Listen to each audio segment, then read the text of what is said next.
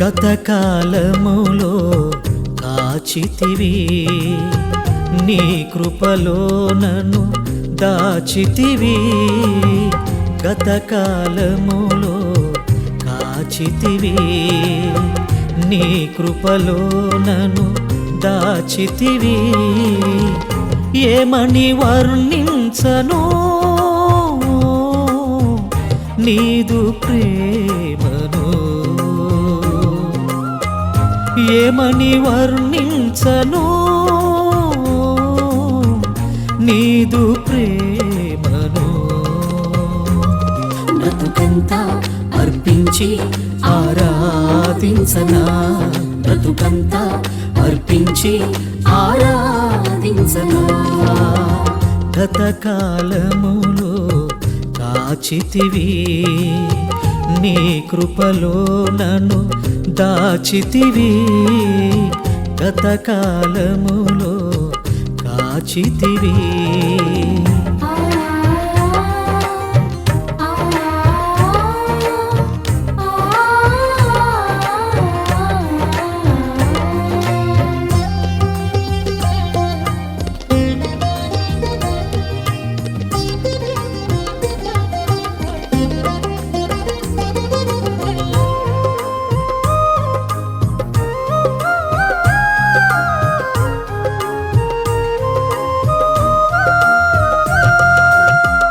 నాదు యాత్రలోన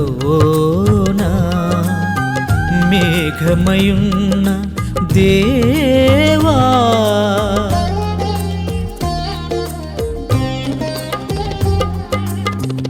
నాదు యాత్రలోన మేఘమయున్న దేవా.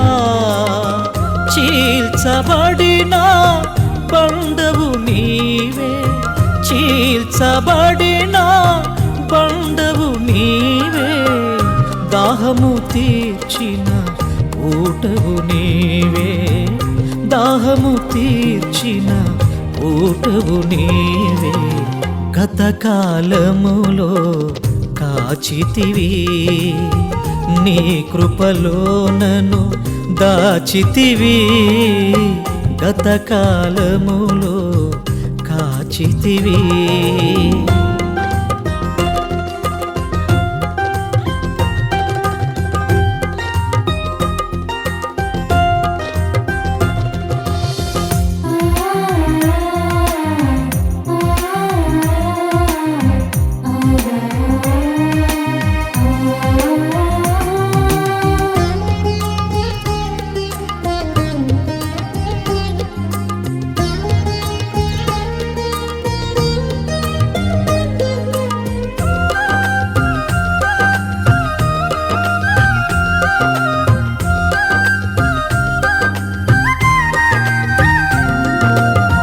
కన్నీటిలో ఎలోనా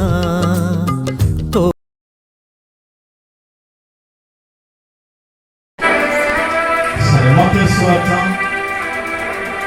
27వ అధ్యాయం 4వ వచనం. యేసు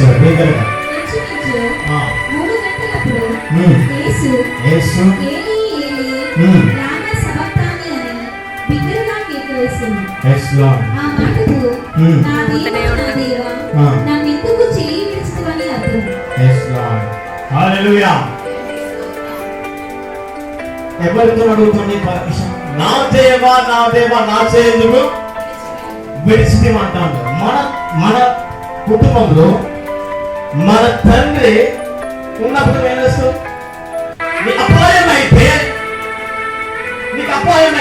నీకు రోగితో ఉన్నప్పుడు ఏమవుతుంది? హల్లెలూయా. ఇక్కడ యేసుక్రీస్తు ఏమని? నా చెయ్యెందుకు విడిచిపోని అడుగుతాను. ఏమని?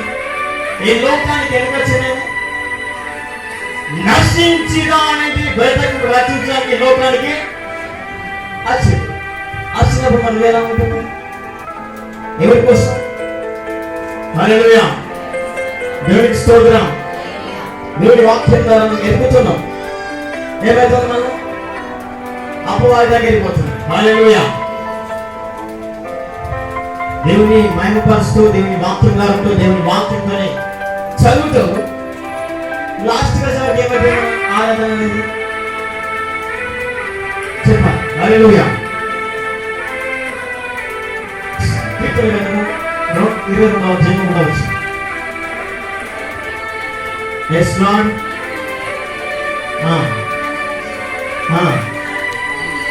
Hallelujah. Next, the present and the future in our life. Hallelujah. దేవుని వాక్యము ఇక్కడ అడుగుతానేమని, తన తండ్రిని అడుగుతానేమని, నా దేవా నా చేయందుకు విడిచి నీవే నన్ను రచించదు కదా. నీ కుమారునికి అపాయం వచ్చినప్పుడు నువ్వు పట్టించుకోకుండా చెప్పాలి. అందరిలోనే రావాలి. పట్టించుకోకుండా ఊరుకుంటారా? తిరుగుతగిన తన తండ్రి ఉన్నాడు. యేసుక్రీస్తు తండ్రి ఉన్నాడు. ఎవరైనా ఆయనకు అడుగుతాడు, నన్ను రక్షించవా? నా చెయ్యి విడిచిపెట్టినావు, ఈ లోకానికి నన్ను పంపినావు. హల్లెలూయా. దేవునికి స్తోత్రం. దేవుని వాక్యం వింటున్నావు, దేవుని వాక్యం మనకు రుసవేస్తున్నావు. ఈ ఆరాధనలో అప్పుడు 7 మాటలు మాట్లాడేటప్పుడు శ్రద్ధగా వింటావు. మళ్ళా బయట మాటలు ఏమైతే మనకు ఏమైతున్నాయి చెప్పాను. ఏం వింటున్నారు, ఏం మనకి తెలిసిపెట్టినంతే దేవుని వాక్యం హృదయంలో కట్టబెట్టుకుంటావు.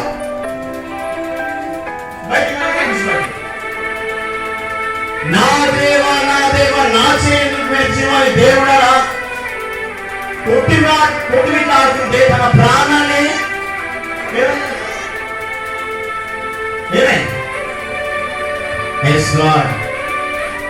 నీ కోసం కదా వీళ్ళు ప్రాణం పెట్టినట్టు నువ్వేమంటావు? నేను పెట్టమన్నా, నేను చావమన్నా అంటావా? దేవుని వాక్యం నేను గట్టిగా మాట చెప్తా. హల్లెలూయా. దేవునికి స్తోత్రం. రోమా 6వ అధ్యాయం ఒక్కసారి చదువు. 6వ అధ్యాయం Yes, Lord.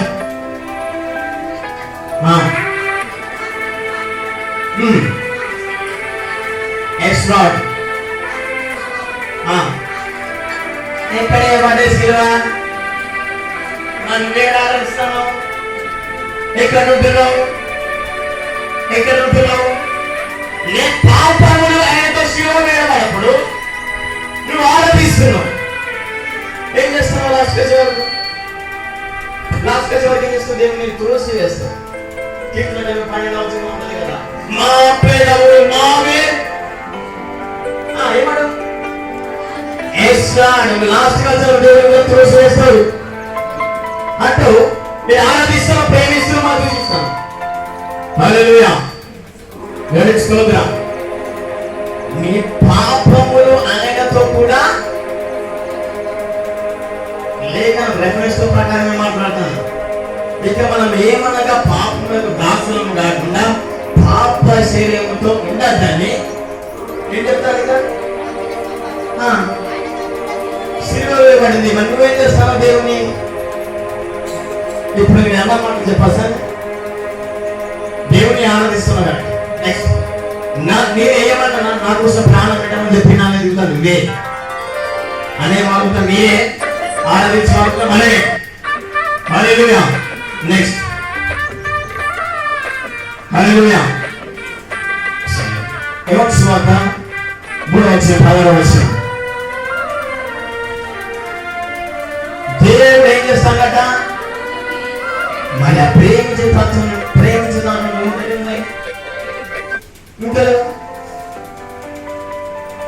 నా దేవా నా చేయందుకు విడిచి ఆయన ఏం చేస్తాడు? తన తండ్రితో పోరాడతాడు. ఈ లోకానికి పంపింది నువ్వే. ఈ లోకంలో కష్టాల మాట, శ్రమల మాట, నిందల మాట ఏమైంది? నిన్ను కొడితే నువ్వు కూడా, నీ ముఖం మీద ఉంచుతా నువ్వు కూడా, మాటకు మాట, దెబ్బకు దెబ్బ.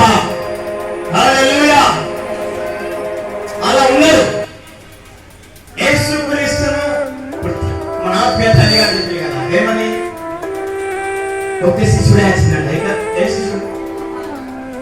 12 మంది శిష్యులలో ఒక్కడే శిష్యుడు వచ్చింది, తన ప్రేమించిన శిష్యుడు.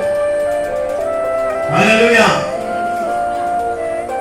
నిన్ను హత్తుకొని ఆదుకొని ఆదరించేవారు, కాపాడేవారు మీ దేవుని ముట్టి స్వస్థపరచాలి. దేవుని ఆదరించి నా దేవా నా దేవా నా చేతులకు విడిచుకొని పర్మిషన్ చేస్తున్నాడు. అడుగుతున్నాయి నువ్వేమనుకుంది రోజున? హల్లెలూయా. దేవునికి స్తోత్రం. లూకా సువార్త 23:43.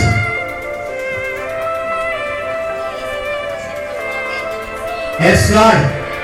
తండ్రి. Yes Lord. దేవునికి స్తోత్రం. ఈ మాట మీకు అర్థమైతే నేను వివరణ చెప్తాను. యేసుక్రీస్తు ఏం చెప్తాడు? గొప్ప శబ్దంతో ఏమంటారు?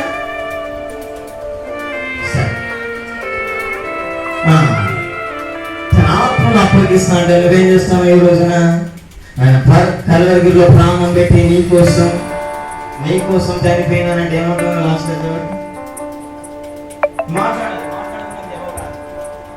హల్లెలూయా. దేవునికి స్తోత్రం. హల్లెలూయా. దేవుడు ఈ లోకముని ఎంతో ప్రేమించను కనుక ఆ ప్రేమించే తత్వం నీలో ఉండాలి. దూషిత తత్వం నీలో ఉండకూడదు.